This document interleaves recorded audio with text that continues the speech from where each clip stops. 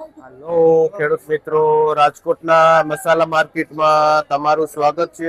આજે તારીખ 14 ફેબ્રુઆરી 2026 અને કાલે 15 તારીખ છે અને મહાશિવરાત્રી છે. તો આજે એડવાન્સમાં દરેક દર્શક મિત્રોને મારે તરફથી મહાશિવરાત્રીની હાર્દિક શુભકામના. આપણે બજાર ભાવની શરૂઆત કરીને તો તાંજરિયાથી કરી. તાંજરિયા શું ભાવ છે ભાઈ?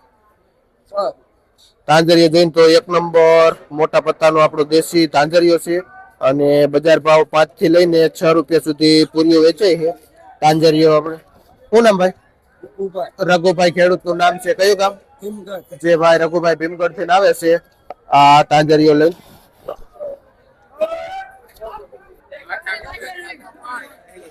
મેથી જોઈને તો મીડિયમ પૂરીઓ એવરેજ બજાવ 5 રૂપિયા પૂરીઓ વેચાય છે મેથીમાં. શું નામ ભાઈ? રાજુભાઈ ખેડૂતનું નામ છે. કયું ગામ? જે ભાઈ રાજુભાઈ શિરોડા થી આવે છે આ મેથી લે. મૂરામાં જોઈને તો એવરેજ બજાર 40 રૂપિયા પાથરો વેચાય છે. સારા એવા મૂરા. બાકી મીડિયમ મૂળા 30 રૂપિયાનો પાથરો પણ વેચાય છે માર્કેટમાં. અને આપણે વિશાલભાઈ નું નામ છે જે બેડી થી આવે છે આ મૂરા લઈને.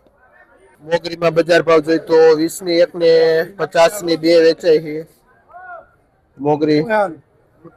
જે આપણે ગોટનભાઈ બેડી વાળા જેનું વેચાણ કરે છે. ધાણા જઈને તો પાઉજા એકદમ સારા એવા છે. આમાં બજાર ભાવ જોઈએ તો 18-20 રૂપિયા કિલો વેચાય છે. ધાણામાં 2 દિવસથી માલની અછત છે તો ધાણા 20 રૂપિયા થાય છે. જે ભાઈ સાસિફભાઈ છે જેને આ ધાણાની આજે ખરીદી કરી છે અને જે ભાઈ હુડકો માર્કેટમાં ધાણાનું વેચાણ કરે છે ભાઈ લેવા આવ્યા છે. અળવીના પાન જોઈએ તો આજે માર્કેટમાં નાના પાન જ આવેલા છે અને 10 રૂપિયાનું પૂરીઓ વેચે છે. જે ભાઈ દીપકભાઈ વેચે છે પાન.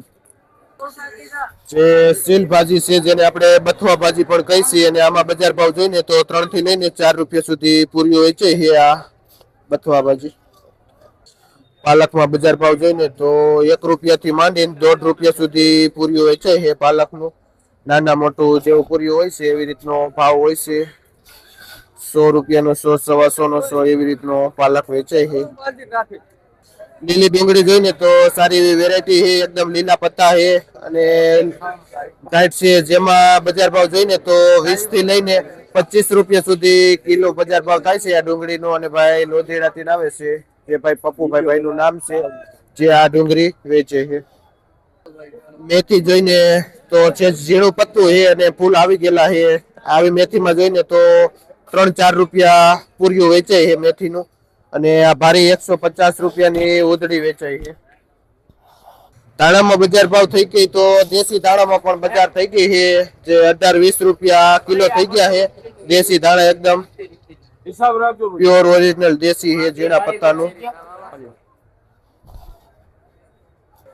તમે મેથી જો એકદમ ચોખ્ખી મેથી છે, ગુલાબ જેવી મેથી છે. સેજ મીડિયમ પૂર્યું છે.